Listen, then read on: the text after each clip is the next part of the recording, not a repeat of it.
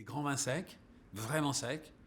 Et en plus, j'avais déjà à cette époque-là, sur l'ensemble des inspirations que j'ai eues, c'est évidemment la Bourgogne qui m'a le plus inspiré. Comment, il y a 30 ans sur la Loire, peut-on imaginer un grand blanc sec sans penser à la Bourgogne? C'est la Bourgogne qui m'a inspiré, avec ses grands vins blancs, ses terroirs. Et j'ai très vite déduit que si l'élément sucre interfère sur le terroir, on n'aura plus le terroir. Donc très vite, j'ai compris qu'un grand vin blanc sec, il était vraiment sec. Alors à l'époque, ça n'existait quasiment nulle part. On faisait du vin de l'appellation. Ça veut dire que comme il n'y avait pas eu de classement, on est dans une région, la Loire, sauf exception, très quelques rares exceptions, on a des appellations qui sont simplement des appellations. Ça veut dire qu'à l'inverse de la Bourgogne, là encore, on n'a pas une hiérarchie de terroirs. On n'a pas des villages, des premiers crus et des grands crus.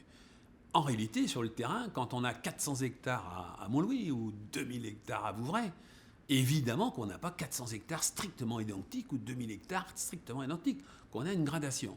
Et très vite, je me suis rendu compte qu'en fonction de l'endroit où on était, les vins n'avaient pas le même goût. Et que c'était quand même intéressant d'essayer de mettre ça en avant. Jusqu'à présent, très peu. C'est infiniment petit, pas 1%, hein, moins peut-être 1 pour 1000. C'est très très peu. Je pense que ça va venir. Au fur et à mesure où le succès de la Loire va grandir, je pense que ça va arriver. Pour l'instant, malheureusement, les vins sont encore, même chez des bons vignerons, classés par sucre résiduel. Alors, quand il y a du sucre résiduel dans les vins, c'est le sucre résiduel qui doit faire le classement. Mais quand on est sur des vrais secs, c'est le terroir qui fait le classement. Alors Montlouis, c'est un peu la conquête de l'Ouest. C'est une appellation qui a été dans l'ombre de Vouvray très longtemps, une appellation qui avait eu peu d'images et avec un prix de vignoble très abordable. Et ce qui a amené beaucoup de gens passionnés à s'installer à Montlouis. Bon, j'ai été le premier, très vite suivi par des gens déjà installés à Montlouis qui ont suivi. Et on a eu beaucoup d'arrivants de l'extérieur, souvent passionnés, avec évidemment des petits moyens pour la plupart, qui ont pu acquérir des vignes. Et petit à petit, le vignoble de Montlouis s'est transformé de cette façon-là. Et il y a aujourd'hui une proportion qui est quand même incroyable de producteurs qui sont en culture biologique. On n'est pas tout seul.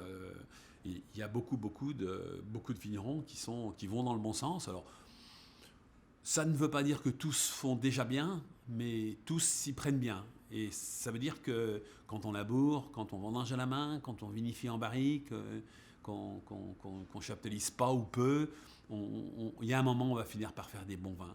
Et c'est toute la richesse de Montlouis. Sur la Loire, il y a différentes régions. Il y a des régions qui se portent très bien. Et quand les régions se portent très très bien, il y a très très peu d'efforts qui sont faits. Se porter très bien, ça ne veut pas dire qu'on fait des grands vins. Ça veut dire que le commerce est facile. Évidemment que sur l'ensemble du vignoble de Sancerre ou sur l'ensemble du vignoble de Vouvray, est-ce qu'il y a des efforts à faire quand le commerce est facile, quand on gagne bien sa vie? Non. Donc c'est pas dans des régions comme ça qu'on va avoir le plus de... C'est toujours dans des régions un peu moins connues qu'on va avoir cette démarche. Moi je pense que sur la Loire, en Blanc notamment, une des régions la plus intéressante dans les années à venir, c'est Saumur. On est sur des calcaires, le Chenin sur calcaire. J'ai un peu de mal à dire Touraine, Anjou. Je préfère dire bassin parisien, massif armoricain. Et à ce moment-là, le Saumurois, tous les blancs de Saumur, les rouges aussi d'ailleurs, sont beaucoup plus proches. Les Saumur blancs sont beaucoup plus proches de Montlouis et de Vouvray que des blancs d'Anjou, d'Angers, qui sont faits sur les contreforts du massif armoricain.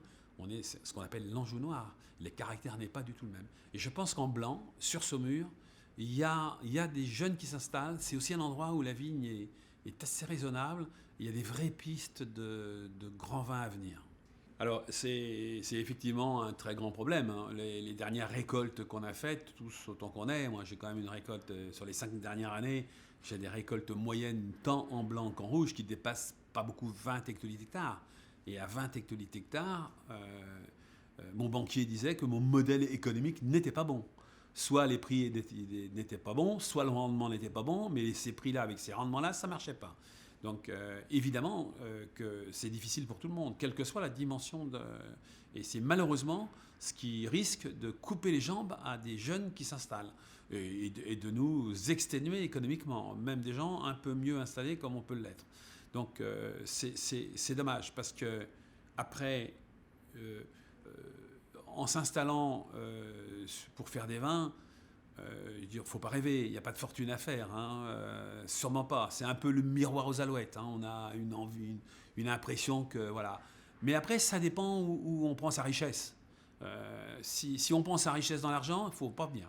Mais on peut prendre sa richesse dans beaucoup d'autres endroits, de beaucoup d'autres façons, par le plaisir des échanges, par le plaisir de produire des vins, par le plaisir des contacts. Et si on prend aussi sa richesse dans à ce niveau-là, on peut venir. L'envie de faire des vins complètement naturels a toujours été là. Si on fait des vins pétillants sur la Loire, c'était toujours avec du sucre ajouté. Si c'est pour faire ce que fait déjà la Champagne, je pense que ça a très peu d'intérêt. Donc j'avais envie de continuer vers mon modèle, modèle philosophique, intellectuel, de vin sans sucre ajouté. Et la contrainte de la difficulté de ces millésimes là m'a peut-être poussé encore un peu plus. Alors faut pas rêver. Le 93, premier millésime, c'était il y a 25 ans. On était sur des vins sans sucre. À cette époque-là, le champagne était dosé, tout était dosé à 12 grammes. Les vins secs n'étaient pas secs. Il y avait plein de liqueurs, des liqueurs d'expédition dans tous les vins pétillants. Présenter un vin droit comme un i, c'était presque un vin intellectuel à cette époque-là. Et c'était difficile à faire partager.